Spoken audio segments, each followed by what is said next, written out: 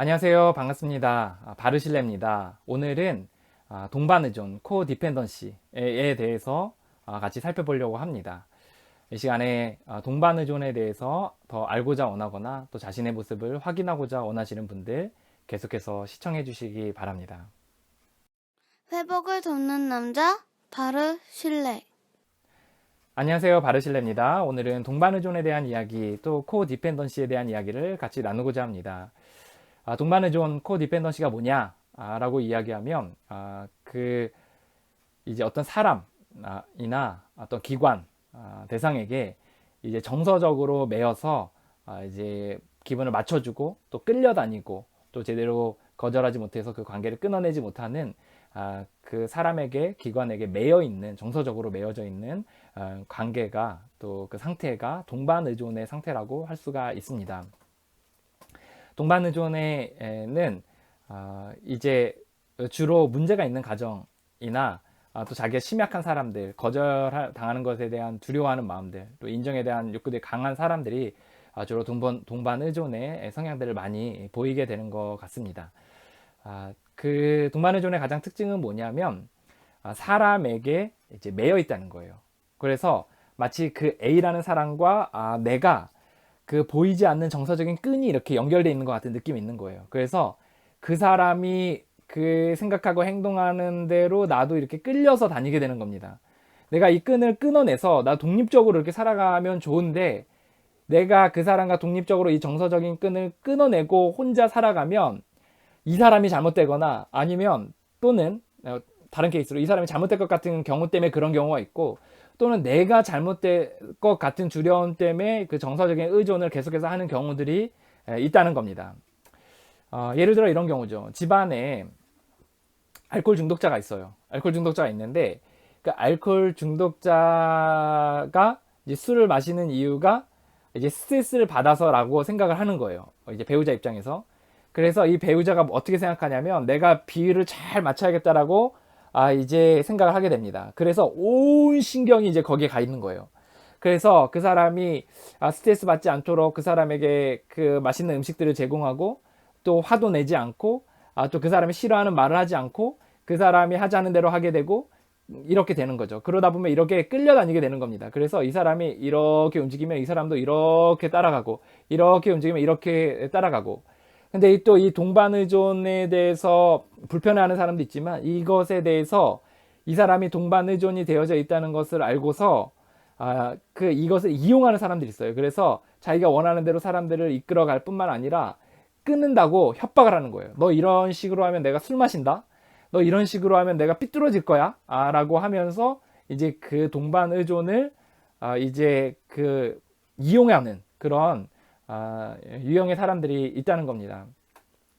이 동반의존을 가진 사람들의 특징들은 뭐냐면 물론 모든 중독, 모든 문제들이 사실 그 내면이 약한 부분들이 있어요. 그래서 그 안에 그 본능들, 뭐 인정에 대한 본능, 또 안전에 대한 본능, 이런 것들이 또 육체에 대한 본능, 이런 것들이 욕구들이 강합니다. 그래서 어떤 사람에게 A라는 사람이 있으면 여기다 인정받고자 하는 욕구들이 강하면 그 사람의 인정받고자 그 사람에 끌려다니는 거예요. 교수님에게 끌려다니는 거예요. 교수님이 하자는 대로 가는 거예요. 또 뭐 동네 형에게 이제 끌려다니는 거예요. 자기 이성 친구에게 끌려다니는 거예요. 인정받고자 하는 마음 때문에 하자는 대로 하는 겁니다. 또 안전에 대한 욕구가 있어요. 그 사람이 넘어질까봐 두려우니까 아니면 그 사람이 뭐 잃으면 내 뭐 미래도 잃어버린다. 뭐 이런 두려움 때문에 이제 그 사람에게 끌려다니는 경우들이 많이 있다는 겁니다. 사실 이 동반의존의 이 부분이 사실 잘 이해가 심한 사람들이 있는데 사실 평범한 사람 입장에서 그 사람들이 잘 이해가 되지 않는 부분들이 있어요. 그 사회 뉴스나 TV 같은 데 나오는 많은 이해할 수 없는 사건 사고들 도대체 왜 쟤는 저기 따라간 거야? 쟤는 왜 도대체 저때 저 사람을 선택한 거야? 이런 부분들에 있어서의 상당수가 이 동반의존에 문제가 있는 사람들입니다. 다시 말해 그 사람과의 관계가 끊어지면 내가 죽을 것 같은 또는 그 사람이 죽을 것 같은 마음 때문에 그 사람과 이 정서적인 끈을 끊지 못하고 자기도 끌려가고 그 사람도 이용하고 이렇게 해서 같이 이렇게 끌려가는 경우들이 많이 있는 겁니다. 예를 들어 이제 그 날마다 폭언을 하고 폭력을 하는 그런 어떤 그 사람이 있다고 칩시다. 근데 이 사람이 이 사람에 대한 이상한 연민과 불쌍한 마음이 있는 거예요. 화도 나지만 이런 마음이 있는 거예요. 그래서 내가 좀 더 잘해봐야지, 내가 더 잘해야지, 내가 부족해서 그랬지라는 생각 가운데 그 사람의 끊임없이 맞추면서 10년, 20년 동안 막 심하게 구타를 당하고 폭력을 당하고 폭언을 당하고 신체가 상하면서까지도 그렇게 살아감에도 불구하고 계속해서 있는 경우들이 있다는 거예요. 이해가 안 되죠. 하지만 정서적으로 의존되어서 이제 그 사람이 아니면 내가 죽는다, 아니면 내가 아니면 저 사람이 죽는다, 뭐 저 사람이 아니면 내가 죽는다, 아니면 이 관계에서 내가 떠나면 죽는다, 이런 생각이 영혼 깊숙한 곳에 있는 사람은 끌려다니게 된다는 거예요. 그리고 그런 사람들은 그걸 알기 때문에 또 이용하죠. 예를 들어 또 뭐 이런 경우도 있어요. 또 이제 그 의존 문제에 있는 사람들이 있어서 고위직에 있는 사람이 자기보다 아래에 있는 사람을 이제 그 함부로 대하는 거예요. 또는 이제 좀 약간 그 합법적이지 않은 일들을 하는 거예요. 뭐 예를 들어 불법적인 일들을 시킨다던가 뭐가 있을까요? 탈세를 엄청나게 시킨다던가 뭐 이런 것들을 막 하는데 이 사람에 의존돼 있는 거예요. 그래서 이제 내가 이 사람의 말을 잘 듣지 않으면 내가 뭐 큰일 나겠다, 내 인생이 잘못되겠다, 뭐 이런 의존 가운데서 문제가 생기는 경우들이 많이 있습니다. 이 동반 의존에 가진 사람들의 특징은 무엇이냐면 그 사람에 딱 꽂혀 있어요. 사람 기간. 그리고 주파수가 삐리삐리삐리 이렇게 해서 그 사람에 딱 맞춰져서 이제 그 사람의 생각, 행동 이런 것들에 있어서 굉장히 예민하게 반응합니다. 그리고 이런 사람들은 자기의 삶이 없어요. 그 사람에게 맞춰져 있습니다. 또는 자신의 삶의 중요한 많은 부분들을 그 사람에게 희생하고 또 누리지 못하는 경우가 있다는 거예요. 또한 그 사람이 내게 잘 맞춰지지 않다거나 아니면 이 관계가 끊어지는 것 같은 느낌이 들 때 굉장한 고통을 느끼게 됩니다. 싫은 소리를 잘 못해요. 거절을 잘 못합니다. 하자는 대로 해요. 그리고 굉장히 쉬워 보이는 사람으로 비춰질 수가 있다는 겁니다. 늘 초조하고 불안해요. 두려움이 있습니다. 그리고 이런 경우에 이제 꼭 절대적이지 않아요. 근데 원가족, 어머니, 아버지, 아니면 뭐 가족들 안에서의 어떤 안정적이지 않은 환경에서 자란 경우들이 종종 있습니다. 아닌 경우도 많아요. 어떤 사람이 동반 의존의 문제를 모두 부모님에게 모두 이렇게 원인이 있다고 이야기하지만 사실 그거 아닌 경우도 많이 있습니다. 성장의 과정에서 그렇거나 아니면 자신의 약한 부분들에 있어서 그런 경우들도 있습니다. 하지만 그런 어린 시절에 영향이 미친 경우들도 있더라 라는 거예요.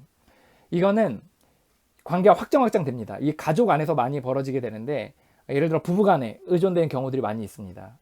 눈치를 보는 거예요. 그래서 끌려다니는 거예요. 또 부모와 자식 간에, 특히 자식이 부모의 눈치를 보는 경우들이 많이 있습니다. 그래서 이제 자아가 없이 하자는 대로 그냥 하는 거예요. 또는 부모가 자녀의 눈치를 보는 경우도 있죠. 그래서 끌려다니는 거죠. 얘야 제발 이것 좀 해주렴. 얘야 너가 필요한 게 뭐니? 얘야 내가 너를 위해 뭔가 하기 원하는데 너 뭘 원하니? 내가 잘못해서 그렇단다. 라는 그런 그 자녀에게 의존된 경우들도 있다는 겁니다. 원래는 어떤 모습이어야 되냐? 원래는 사실 끊어낼 수 있어야 되죠. 저 사람은 저 사람, 나는 나. 저 사람이 망하는 건 저 사람의 선택과 결정에 의해서 저 사람이 하는 거야. 내가 돕는 데까지는 돕지만 최종은 내가 어떻게 할 수 없어라는 생각이 있습니다. 또 저 사람이 내게 없다고 해서 끊어진다고 해서 내 인생이 잘못되지 않아, 무너지지 않아, 완전히 망하지 않아.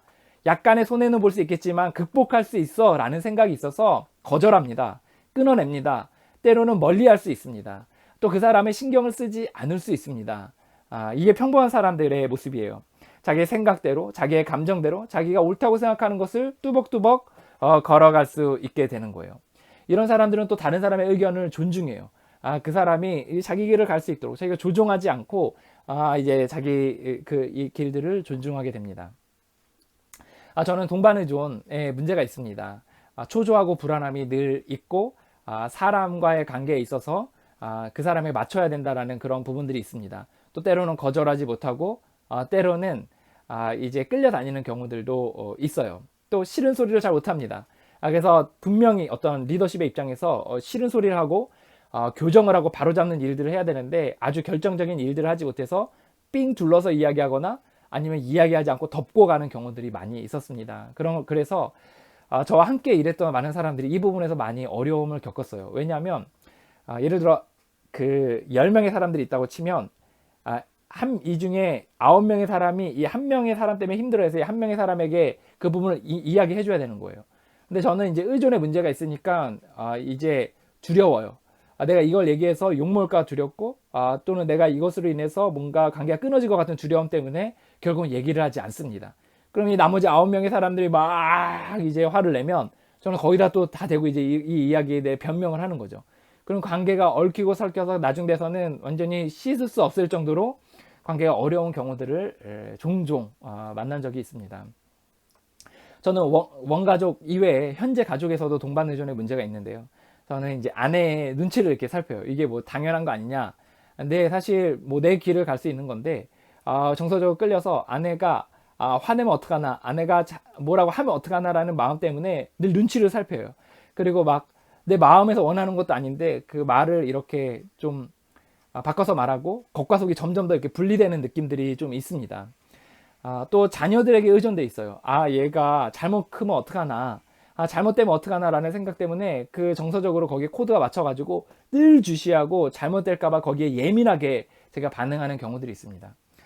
옛날에 예전에 아이가 큰 애가 한 4, 5학년 뭐 요 정도 초등학교 4, 5학년 정도 됐을 때 이제 엄마랑 좀 다퉜어요. 그러면 다투면 이제 저 나중에 알았는데 자기 나름대로의 회복의 방법들이 있더라고요.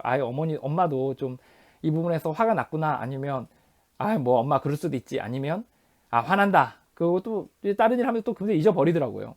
근데 저는 뭐라고 생각했냐면 이 아이가 엄마랑 싸워서 잘못되면 어떡하나 이 생각 때문에 너무 벌벌 떨어가지고 그 방 안에 애를 데려가는 거예요. 그리고 2시간이고 3시간이고 그 아이와 상담과 면담을 막 했어요.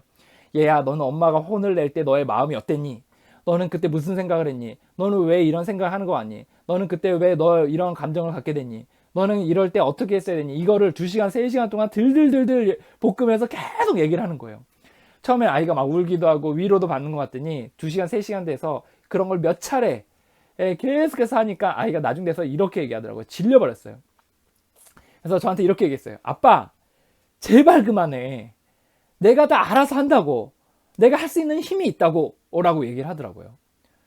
그때 망치로 머리를 꽝 하고 맞은 것처럼 그 생각이 들었어요.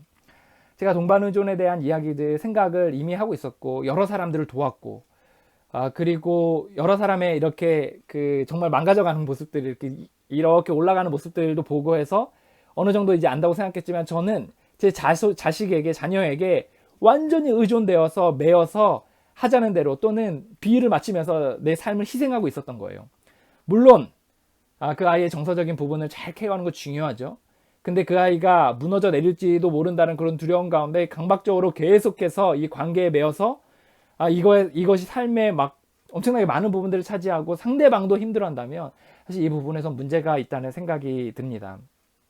이 동반의존의 이야기가 나온 그 영화가 계속 똑같은 영화를 많이 얘기하는데 Thanks for Sharing에 보면은 이 동반의존의 그 전형적인 예시가 나옵니다. 알코올 중독이면서 성중독자인 그 가족이 나와요. 그래서 그 가족에서 그 아내가 그 남편의 눈치를 슬금슬금 봅니다. 그리고 그 자녀의 눈치를 보면서 자녀의 비위를 쫙 맞추는 장면들이 나와요. 그리고 자녀는 아빠와 엄마의 눈치를 이렇게 슬금슬금 계속해서 봅니다. 그래서 영화를 그냥 보다 보면 그 사람들의 사이에 끈이 이렇게 있어요. 정서적인 끈이. 그래서 이 사람들이 끌려다니는 게 보여요. 예. 그래서 요거 이제 나중에 그 성중독자들의 배우자들, 자녀들 이야기할 때 한 번 더 요 영화 얘기를 하려고 하는데 이렇게 끌려다니는 모습들이 이렇게 보입니다. 그래서 이제 그 고통 가운데 그 사람들이 서로 좀 힘들어하는 거죠. 그런 그 영화의 장면들이 보면서 생각이 났고 그들이 그 고통 겪었던 막 서로에게 실망하고 화내고 기대하고 또 조종하려고 하고 이런 일들이 계속해서 벌어지면서 상처가 서로서로에게 생기는 모습들을 보고 마음이 많이 아팠던 기억이 있습니다. 동반의존의 문제는 굉장히 사람에게 매여서 사람에게 중독된 어떻게 보면 상태로 이제 굉장히 힘들어하는 상황이라고 할 수 있습니다. 때로는 선의라는 명목으로 자기가 정서적인 학대를 당하면서까지 굉장히 어려운 부분들이 있어요. 이 동반의존의 문제는 좀 모든 문제들이 그렇지만 참 어려운 부분인데 이제 요 부분으로 인해서 고통 겪는 많은 사람들 또 힘내셨으면 좋겠습니다. 오늘도 이 고통으로 인해서 동반의존의 문제에서 고통 겪은 분들이 이 영상을 통해서 조금이라도 위로를 얻으셨으면 좋겠습니다. 저희 왜와 어떻게는 이후에 다루도록 하겠습니다.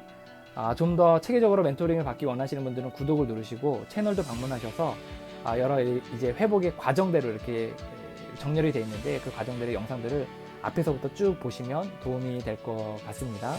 카페에 가입하시면 또 함께 커뮤니티 가운데서 함께 걸어갈 수 있습니다. 오늘도 회복하기 위해 몸부림치며 애쓰는 모든 분들 오늘도 화이팅입니다.